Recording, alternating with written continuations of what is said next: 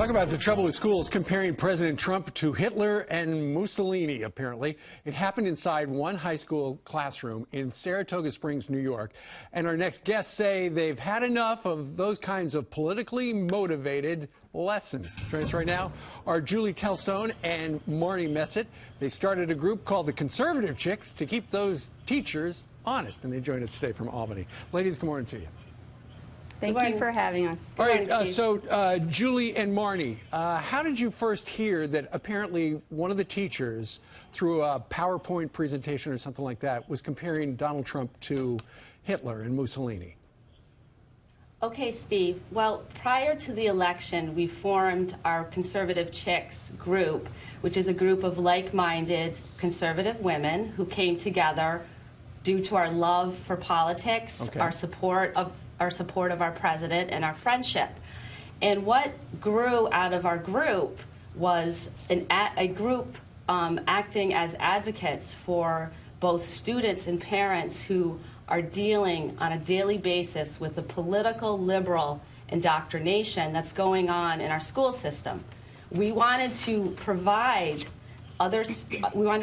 students and family with that mode of communication if they weren't comfortable going to the school directly. Okay, so that's why you got started. Tell us about this particular instance. One of your kids came home and said, hey, you're never going to believe what I learned in school. They compared Trump to Hitler. Yes, actually I received an anonymous email with the link to the website, which I immediately Yes, this is a public school district website and I immediately sent this to our school district, the Board of Education, for their review. And Marnie, you had a child in that class, right?